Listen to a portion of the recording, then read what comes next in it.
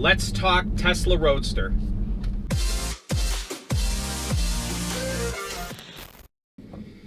Hey guys, good morning. Welcome back to the channel. If you're new, thanks for tuning in. If you've been here for a while, thanks to you too. Anyway, today I wanted to talk next-gen Tesla Roadster. So the numbers that I want to quote to you today are just sort of back-of-the-napkin calculations, but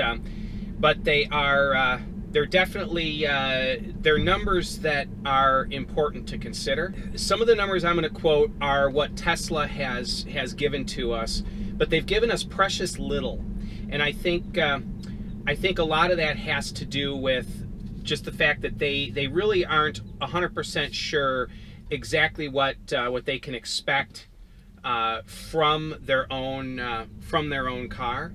I'm going to begin this discussion with some specs that Tesla has given us, and then I'm going to extrapolate beyond that. So this is just my opinion. I could be wrong or off base, but these are my thoughts on the matter. So Tesla has only given us a little bit of information about the next-gen Roadster, and I think a lot of that has to do with the fact that I believe they're banking on future technology, primarily battery technology, to make these numbers I don't want to say possible, because I believe the prototypes are achieving these numbers, but to make these numbers more reasonable to achieve in a car that they can afford to produce, we can afford to buy, and that will perform on a daily basis and be manageable as a daily driver, I guess. So first off, they state that the car will do 0 to 60 in under 2 seconds. 1.9 seconds. I heard Tesla one time say 1.88, 1.9 seconds. Number two, that it'll have a 621 mile driving range. That's important. We'll refer back to that a little bit later. Also that we'll have a 250 plus mile per hour top speed. Now, they state other things, that it's a 2+2, basically a 4-seater, 2 small seats in the back. There have actually been pictures of the rear seat on the prototype that have been out there. But what I want to do is give you guys some numbers. And first off, a lot of people assume this isn't even possible. Well, it is. It is. And Tesla isn't the only company that is claiming performance figures like this. But they are definitely the lowest priced vehicle that has such high quoted performance. So let's look at a few metrics here, a few parameters that are important to consider. So first off, for acceleration, you have there are a number of things. You've got absolute power, weight, traction. As far as that's from the physics end, drag and friction. Then you've also got, on the other side of things, you've got the technology. So it's not the acceleration potential of an electric vehicle isn't quite as much dependent on the motors, which the next-gen Roadster has 3 motors. It's what Tesla's calling their plaid powertrain, 2 motors at the rear, 1 motor up front. The performance isn't as much dictated by the motors as much as it is the batteries primarily, but also the inverters. So you've got the battery pack, which has to be able to discharge enough current at a high enough voltage to give the power required. You have the inverters that have to be able to tolerate that kind of voltage and current. And then you've got the motors, which it's amazing how much performance you can squeeze out of a smaller motor if you're willing to deal with low efficiency at those high performance numbers. So what we don't know is how efficient those motors are at a given horsepower output. But there are certain things we can infer. So let's dig into it right off the bat and discuss the battery. So the battery pack, now immediately there's already people in the comment section typing in solid state batteries are the future, and supercapacitors, and if not solid state batteries, at least next generation battery technology. Before you type comments in about this, listen to my explanation. So the prototypes obviously were using batteries that Tesla had readily available. I'm personally willing to bet that those were the newer generation 2170 cells, but not necessarily. That's just my opinion. So let's look at battery capacity to achieve what Tesla wants to achieve. That car is going to require at least a 200 kilowatt hour battery pack. How do I know? There are a number of specs that Tesla has given of this car that would require this. One is the acceleration potential, but two is the range. If they hadn't told us a range, I would just say they're using very high discharge capable cells. Lithium cells are rated with what's called a C rating. I've done videos on this in the past, but the short explanation is C means times capacity, how much a battery can discharge in current. So if you have, let's say, a 1 kilowatt hour battery pack, these are common on electric bicycles, and that battery pack has a 1C discharge rating, that means it will discharge 1 kilowatt of power, and it will do that for 1 hour, hence the 1 kilowatt hour rating of capacity. If it is a 2C battery, it will put out 2 kilowatts for 30 minutes, hence 2 times the 1 hour capacity, but for half the duration of time. A 10C battery means that the battery will discharge 10 kilowatts, but only for 1/10 of an hour, or 6 minutes. That's how that works. Well, if you look at the math and when you extrapolate out Tesla's, high-performance Teslas, whether it be a Model 3 Performance or Model S Performance or whatever, if you look at the voltage sag of the battery, you will see, which is how much voltage the battery drops as you accelerate. Tesla batteries really have about a 5C rating. Now, Tesla doesn't give us these numbers, but you can infer this based on voltage sag and also limited power that Tesla gives the batteries just on their own. So a 100 kilowatt hour battery pack will typically discharge, if you look at a P100D with ludicrous mode, they're somewhere between 580 and 700 horsepower, which I know is a big variance, but it depends on who's measured it, and are you measuring it at the battery or at the motor, and there have been a number of different people that have tested this. So let's call it the high end. Let's say it's 700 horsepower. That battery, that's the limit of what that battery can put out. It's not the limit of what the motor, the 2 motors in the car can put out. It's the limit of what the battery can put out.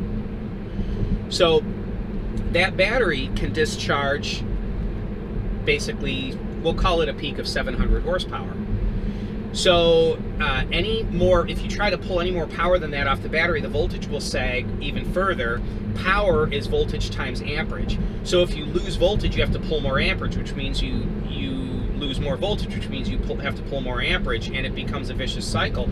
You end up overheating the battery. So the C rating, or the ability of the battery to discharge current, which is related to the internal resistance of the battery, is super critical. Now, here's the thing. With current battery technology, to increase the C rating to get more current draw from the battery, and therefore more performance, increases the size of the battery. Tesla batteries are known for being very energy dense, which is how many kilowatt hours per cubic foot of space and per pound. They're not power dense, which is how much horsepower, per kilowatt hour. They're more energy dense. And in order to, that range, that 620 mile range, if they didn't give us that range, one could just assume that, well, they have a higher power density pack, and it's just discharging more amperage, which will give it less range, but that's fine, it'll give you the high performance. I believe that's what's being done in the Rimac Concept 2, or C2 as they're calling it. That car is listed as having a 0 to 60 time of 1.9 seconds, and it's listed as 2,000 horsepower. 2,000 horsepower. So, but that car doesn't have the range that a next-gen Roadster will have. And also Rimac is known for developing batteries that have extremely high discharge potential. And a number of high-end auto manufacturers, Koenigsegg is one, uses Rimac technology. Small batteries that discharge a lot of current, but can't do it for very long periods. Tesla wants batteries that will go long distance. So Tesla gives it that 620 mile range. And 620 mile range on a vehicle, we know the Model 3 is roughly 310 miles. of range, and it's a 75 kilowatt hour battery pack. But the Model 3 is lighter than the next gen Roadster will be, and I'll get to that in a minute. So, and if you look at a Model S, basically you need about 100 kilowatt hours to push 310 miles, a vehicle with good aerodynamics. That gives you 200 kilowatt hours to go 620 miles. The math works really well. Also, that math, if you look at it, 100 kilowatt hour battery pack in the P100D will give a peak of about 700 horsepower. So that means two of those battery packs combined will give roughly 1,400 horsepower. Now, another thing is that that next gen Roadster has 3 motors, Tesla has already stated, one up front, 2 at the rear. Well, the P100D has, the rear motor has a potential of roughly 500 horsepower. The front motor has a potential of roughly 200 horsepower. So you could use 3, without Tesla even developing any new motors, 3 of the P100D rear motors, 2 at the rear, 1 at the front, of the next gen Roadster will give you roughly 1,500 horsepower. Now, if you go online and look at acceleration calculators, and there are a number of these acceleration calculators online, they ask you a number of figures, the type of transmission. They ask you also, is it all-wheel drive or two-wheel or rear-wheel drive? Then they also ask you what the horsepower is at the crank or at the motor output, and it will give you an estimated 0 to 60 time. Now, those things are considering, those calculators are considering perfect traction, like at a drag strip with a prepped surface or whatever, but still, they can give you a rough idea. Now, you have to know the weight of the vehicle also, so let's tackle that. A P100D battery pack is around 1,200 pounds. It's, I believe, 1,050 some pounds without any support electronics, or about 1,200 pounds with the support electronics. So 2 of those batteries would be 2,400 pounds. If you look at the first gen Roadster, which was based on a Lotus, a lightweight Lotus chassis, and use that as an example, a first gen Roadster without the battery pack was roughly 1,900 pounds. The battery pack was about 900 pounds. The all-up vehicle weight was 2,800. So you're looking at about 1,900 pounds chassis weight. So if you add 1,900 pounds with 2,400 pounds, you get in excess of 4,000 pound vehicle weight. Now, people may say, well, that vehicle was mostly aluminum, maybe Tesla's using carbon fiber for the next gen Roadster. I don't know about that. At a $200,000 base price or $250,000 price for a Founders Edition Roadster, I kind of have a hard time with the thought that they're making the car primarily out of carbon fiber, because that would push the price too high. Also, Tesla is experienced working with aluminum. I believe they're going to stick with aluminum because of the class vehicle it is. It's not a hypercar. It's an exotic, a supercar. It's in that sub-$1 million range, $250,000. I believe mandates an aluminum body. So also, as you increase horsepower, you're going to increase weight. All the suspension needs to be heavier duty than that first generation Roadster, which was based on a Lotus, very lightweight chassis. The drivetrain, holy cow, the weight of electric motors is insane. The weight of all the iron, laminations, the magnets, all the copper windings. Electric motors are stinking heavy, and it's got 3 very large electric motors. The batteries are heavy, as we've already addressed, but also the drivetrain, the rest of the drivetrain, the gears and shafts, half shafts, bearings, axles, all of that is going to be very, very heavy. You increase power to decrease the 0 to 60 time. You have to beef up all the support equipment to handle that. Okay, fine, but that increases weight, which means you need more power to keep the performance the same, which means you need stronger drivetrain components, which increases weight. It is kind of a vicious cycle. Drag racers talk about this. So, and this is a vehicle that has to be warrantied and has to be used daily. So you can't just be okay with parts breaking like drag racers are. Well, we only get 3 runs out of this, engine or this axle or whatever, and that's okay, we're racing. No. This has to be a vehicle that can survive daily. So you can't just rely on damaging components and replacing them frequently. This has to be a vehicle that will survive. So you need very heavy powertrain components. So let's look at this pragmatically. If you look at an early Roadster at 1,900 pounds without the battery pack, but we're going to add the front powertrain, we're going to add multiple motors, we're going to add much stronger gears and whatnot at the rear of the car primarily. As you accelerate, you transfer weight to the rear, so the rear end needs to be a lot more durable than the front drive unit, from a drive unit standpoint. So that 1,900 pounds is going to be heavier. So let's assume, let's call it 2,500 pounds plus a 2,400 pound battery. We're pushing way up around 5,000 pounds for the next gen Roadster. So let's be generous and assume that Tesla has the next generation of batteries figured out. Now, I don't know if they're going to be solid state or whatever. Probably not. And there's a bunch of reasons for that. That's a whole other topic for another video. But let's assume that they're still, gel electrolyte cylindrical cells like they've been using. So let's assume that they have a 30% energy density improvement. You take 2,400 pounds, you take a third out of that, that's 800 pounds. So now we're down to 1,600 pounds for the pack, and we'll call it 2,400 pounds for the car. So 4,000 pounds, which I think is pushing it. But let's assume that's the case. My Model 3 weighs 3,900 pounds. So, 4,000 pound vehicle weight is not excessive. Now, I know for exotic cars, you're looking at much lower weight. But again, we have to tote around a bunch of energy density in batteries. Gasoline has much better energy density per cubic foot, per volume and per pound. So achieving this with electric propulsion is much more difficult. These are things that we have to keep in mind.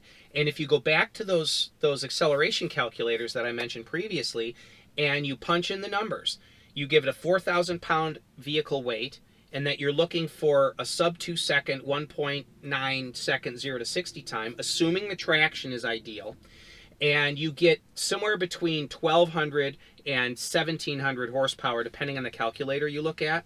Some of them don't take driveline losses into account and frictional losses and different things. So we'll fall in the middle and call it 1,400 or 1,500 horsepower. Honestly, I think the power rating is going to be higher than that. I think it's going to be closer to 2,000, and I think that this is going to be traction limited more than anything else. And there's reasons I believe that, but let's call it 1,400 or 1,500 horsepower in order to achieve that 0 to 60 time, which is what the acceleration calculators show. Where did you hear that number previously? Well, I mentioned that earlier, that if you look at these numbers, and again, there's a lot of, this is just assumption.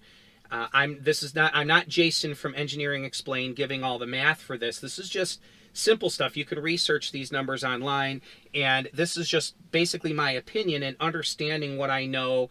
I've owned and driven multiple electric vehicles, and seeing what the voltage sag is of the batteries and that under load. This is my opinion of what we're looking at. Now, the supercapacitor comment, everybody mentions this. Whenever you talk about performance with electric vehicles, especially with Tesla, everybody throws out, well, Maxwell Technologies, they obtained Maxwell Technologies and supercapacitors, and everybody freaks out. I don't think they're going to be using supercapacitors in the Roadster. Or if they are, it's not necessarily going to be to improve acceleration. It would be to support the powertrain. Here's what I mean by that. Supercapacitors take up a massive amount of space. They are extremely inefficient in their energy density per cubic foot of volume. So, for instance, if you have a 1 kilowatt hour lithium battery that might be, say, this size, or the size of maybe a half a loaf of bread, in order to get 1 kilowatt hour of energy density out of supercapacitors would require probably something in the range of the size of 3 or 4 microwave ovens. Supercapacitors don't hold as much kilowatt hour energy density, What they are good at is discharging thousands and thousands of amps instantly without any voltage drop, or to give a peak with a peak of thousands of amps before the voltage begins dropping. So supercapacitors, if they use them, it would not necessarily improve the 0 to 60 time. What it could potentially do is decrease the voltage sag and the voltage fluctuations from the battery pack into the inverter to stabilize the power going into the inverter to help the inverters survive. So I'm not an electronics engineer, but all inverters or motor controllers have large capacitors on them. And when I was new at doing electric bicycle conversions, I began using, I'm kind of known online for using small RC-based motor controllers or inverters to power bicycles. These small, lightweight motor controllers could tolerate it, but the transient power that they were pulling, the little bits of power that they were pulling, because they don't pull power smoothly from the battery, they pull it in sharp spikes, was causing a voltage drop through the wiring and making the transistors, the FETs on the circuit boards, see very low voltage or very high current and would blow the controllers. And so what we would have to do is put banks of capacitors on the input leads to the controllers to stabilize what they call the ripple effect. And that, it's kind of complicated, but you needed banks of capacitors to smooth out the ripple going into the motor controller or the inverter so that it would survive pulling more current than it was designed to. So I believe that the Roadster may indeed have banks of capacitors, regular capacitors or supercapacitors, but that would be to stabilize the power going into the inverters, to discharge the current that they need to discharge to accelerate the car at the rate that they want it to accelerate at. But I don't believe those capacitors will be on board to improve the acceleration time directly. They would be there to allow the controllers to pull more current from the batteries without blowing. So there's a difference there. People are looking at supercapacitors as a way to give more power to push the vehicle forward. That's really not, wouldn't be what their intended purpose would be. It would be to give, number one, that instant smack when you hit the accelerator, reduce the voltage drop, but mainly the transient voltage spikes and drops on a thousands of hertz frequency being pulled from the inverter to the battery, or from the battery pack into the inverter. So there are probably electronics engineers right now that are cringing because I'm not necessarily phrasing things perfectly, but the reality of what I'm stating is there. So if all of that complicated explanation boils down to this, my guess is that the next gen Roadster will be 4,000 pounds or a little bit heavier. I doubt it'll be up at 5,000 pounds because the car still has to handle. This is a sports car after all. It's probably going to be in excess of 4,000 pounds. It will have a 200 kilowatt hour battery. It will be probably, my guess is 15 or 1,600 horsepower. And the 0 to 60 time of 1.9 seconds is achievable, but I believe only on a perfect surface, only in very warm temperature on fresh pavement. But I also believe that 0 to 60 time faster than that will be possible on a prepped surface at a drag strip. Maybe 1.8 seconds, 1.7 seconds, 0 to 60 on a prepped surface. But now, again, we go back to the driveline has to take the horsepower. This will be an interesting car to see, and especially for those of us that have one coming. I have a $110,000 discount accrued through the referral program. There are a number of YouTubers that have won 2 Roadsters for free. Oh my gosh, can't even imagine that. But I have a massive discount coming on one, and so we will be obtaining a Roadster whenever they become available. So I've been looking at and crunching these numbers, and this is what I've come up with. So, bit scattered, I know, the information for this video, but this is just something that I wanted to share with you guys. So when you hear numbers being bantered about on the internet, bear in mind that the laws of physics, even Tesla, cannot work beyond the laws of physics. And So I'm excited to see what comes of this. If you guys want to do some research on this, I would suggest researching the Rimac C2 or Rimac Concept 2 to see what I'm talking about. Also, Lotus's new prototype hypercar, electric hypercar, is also claiming 2,000 horsepower. 2,000 horsepower seems to be the holy grail of what people are pushing for. Any more than that, and it becomes difficult, nearly impossible to package that kind of drivetrain in a road-going vehicle and to carry enough energy to push that, and just getting the power to the ground. Again, now we also have tire technology that needs to be able to support this. So it's exciting times that we're living in. It really, really is. And anyway, thanks for tuning in. I know this has been a lot to digest. I was talking fast. You probably will have to go through the video a couple times to digest a lot of what I was saying, but this is all information that is, if you don't understand it, it's easy to assume, well, just put more power in it, put more powerful motors in. It's not the motors, it's the batteries. Well, just put bigger batteries in. Well, now you have to have the inverters to support it. What about the cooling system to support all of that? The wiring, to draw that much current, we're talking thousands of amps. You need a wire that is monumental. Double, triple aught gauge wire. I mean, and then that wire, it's copper. Really, really heavy. So all of that stuff, it's just, the chassis that can tolerate that much rotational torque from the drive unit has to be strong, hence heavy.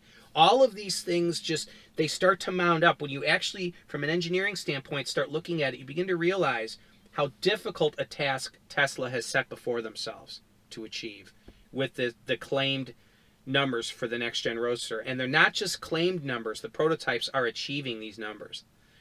So anyway, thanks for tuning in, guys. I really do appreciate you. I'm excited. This 2020 is going to be a phenomenal year. We do have the virus happening. I've got my mask, my gloves that I wear. So, but who knows how that's going to potentially delay production of the Cybertruck and the next gen Roadster and any other projects that Tesla has planned. But delay or no delay, it's exciting times that we are living in today. A lot of other electric vehicle options on the market as well. So thanks for tuning in. If you guys have any questions for me, leave them in the comments section below. And as always, stay charged. Thanks, guys. Have a good day now. Bye-bye.